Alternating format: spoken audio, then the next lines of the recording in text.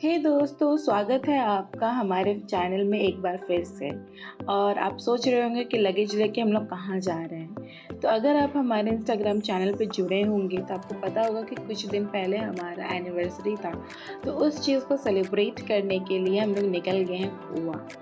और गोवा हमें by train जाना था, तो हम अपने घर से पूरी मेट्रो स्टेशन बाई कार गए और फिर वहाँ की से हम यशवंतपुर मेट्रो स्टेशन का टिकट लेके यशवंतपुर मेट्रो स्टेशन निकल गए। फिर यशवंतपुर मेट्रो स्टेशन के ठीक सामने पड़ता है यशवंतपुर रेलवे स्टेशन, जो वॉकेबल डिस्टेंस पे था।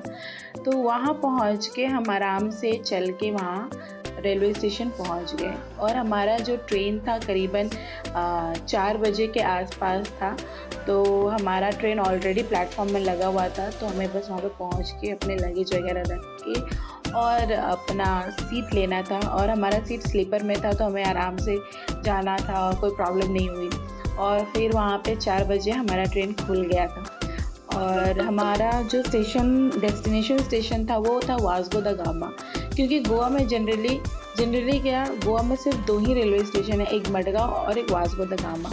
तो जहाँ हमें रुकना था या फिर जहाँ हमें एंजॉय करना था, जो हमारा ट्रिप प्लान था, उसके सामने वो near by railway station Vasco the gamma पड़ता है।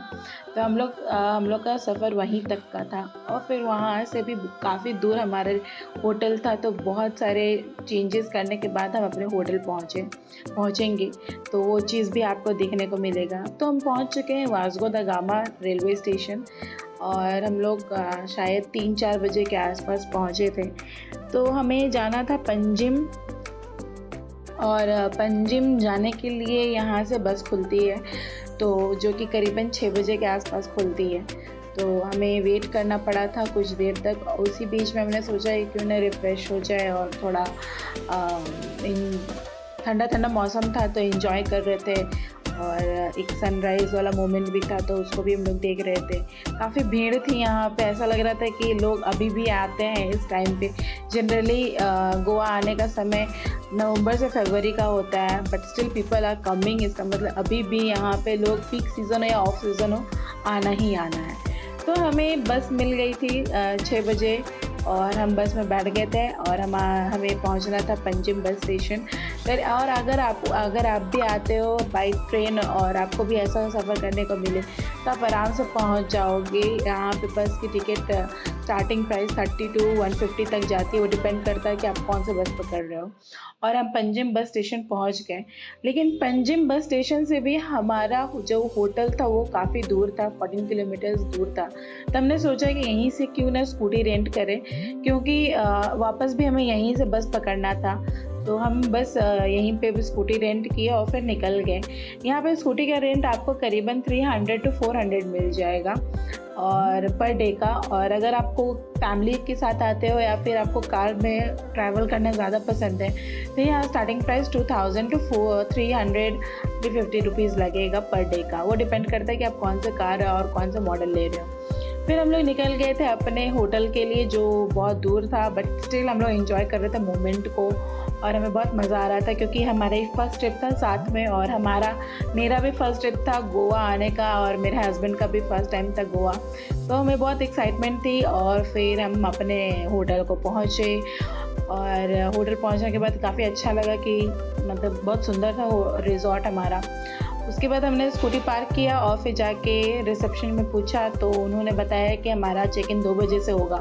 तो फिर हमने सोचा कि क्यों ना लगेज रख के हम लोग बाहर चलते हैं, थोड़ा बहुत ब्रेकफास्ट भी कर लेंगे।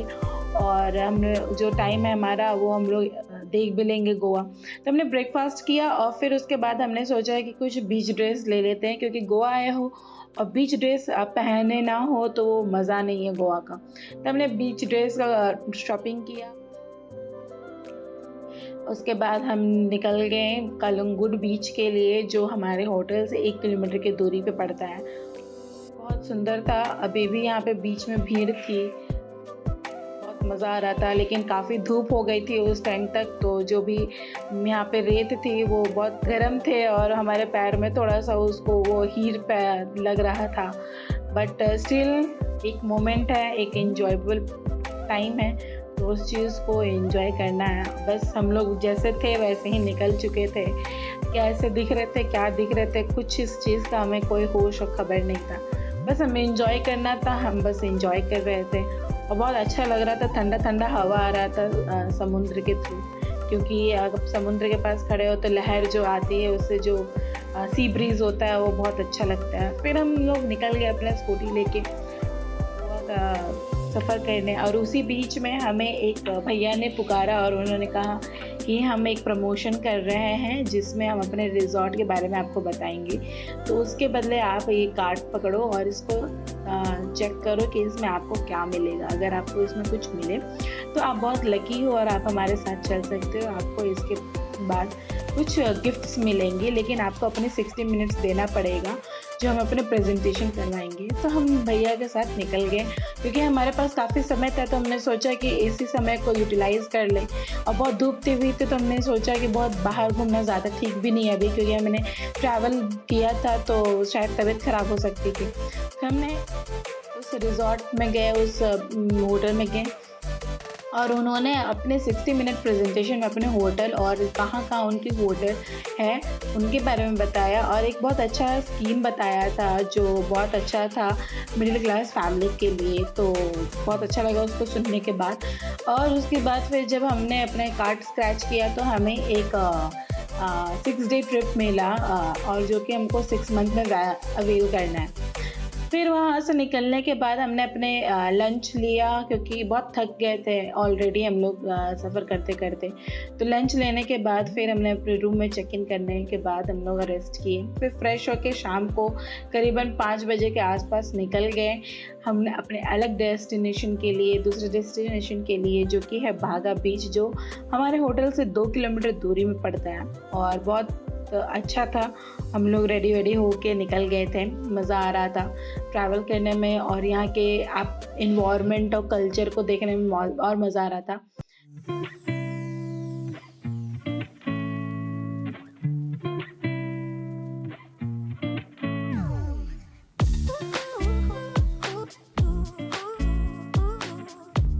तो हम बागा बीच पहुँचे और बहुत भीड़ थी, मतलब कलंगुट बीच से भी यहाँ पे ज़्यादा क्राउड था, या फिर ये हो सकता है कि शाम का पहर था तो लोग ज़्यादा एंजॉय करने यहाँ पे आते होंगे। मोस्टली यहाँ पे बारी और रेस्टोरेंट ही रहते हैं और यहाँ पे नाच गाना सारा कुछ होता है। क्योंकि आप नॉर्थ गोवा साइड आए हो तो जाहिर सी बात है यहाँ पे नाइट लाइफ ज़रूर मिलेगी आपको देखने को, क्योंकि नॉर्थ गोवा में नाइट लाइफ ही फेमस है। अगर आप साउथ गोवा चल जाओ तो 9 बजे से बहुत ही कम ही क्राउड मिलेगा, लेकिन यहाँ नॉर्थ गोवा में 9 बजे के बाद और क्राउड मिलता है। यही डिफरेंस है नॉर्थ और साउथ गोवा में।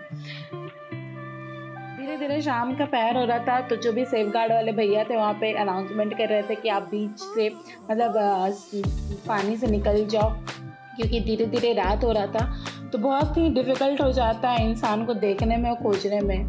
और यहाँ पे साइड में मछुआरे भैया लोग जो थे वो मछली पकड़ने में मस्त मगन थे।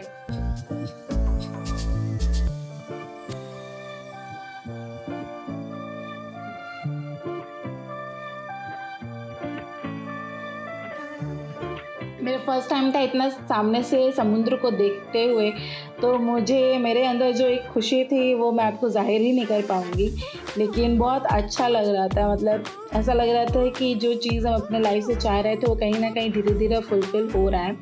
मुझे क्योंकि ट्रैवल करना बहुत पसंद है, इधर उधर घूमना पसंद है, तो जो कि अब धीरे धीरे हम लोग उस चीज़ को करेंगे। और यहाँ गोवा में बहुत एक फ़ेमस चीज़ है कि आप अपने हेयर में ब्रेड्स बना सकते हो, भी डिफरेंट डिफरेंट कलरफुल थ्रेड से। तो मुझे बहुत अच्छा लग रहा था इस चीज़ को, तो मेरा भी दिल में उत्सुक हुआ कि मैं भी बनवाऊँ, और मैंने एक साइड दोनों साइड बनवाया और बहुत अच्छा लग रहा था वो चीज़ मेरे पे। तो मुझे बहुत एक अलग वाइब सा लुक दिख रहा था कि हाँ अब मैं गोवा वाली लड़की हूँ।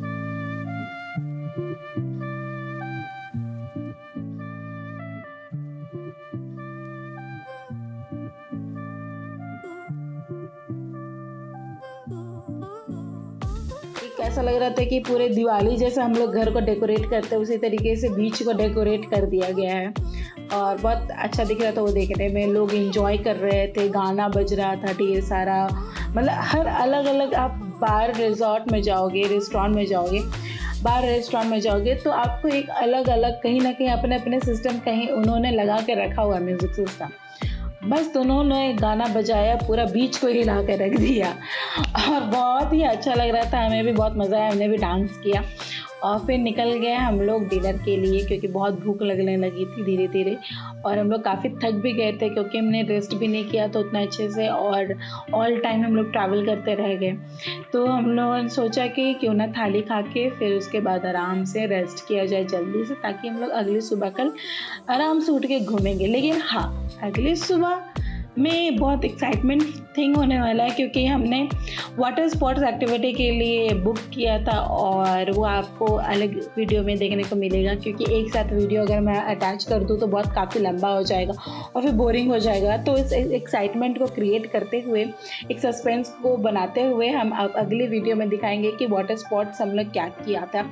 और हमने यहाँ पे अपनी फ़िश थाली और एक चिकन थाली ऑर्डर करते हुए भैया को बताया कि ये खाना है और वो उन्होंने लेके आया। फिर हम लोग निकल गए थे अपने रिज़ॉर्ट के लिए और आपको मैं बता दूँ कि ये जो भी मैं कर रही हूँ, अगर आप भी आए हो गोवा फर्स्ट टाइम, ये वीडियो आपको बहुत हेल्पफुल करेगा और आपको बहुत इन्फॉर्मेटिव थिंग बताया कि आप कैसे जाओगे, क्या कर सकते हो, क्या नहीं कर सकते हो, यहाँ का क्या कल्चर है।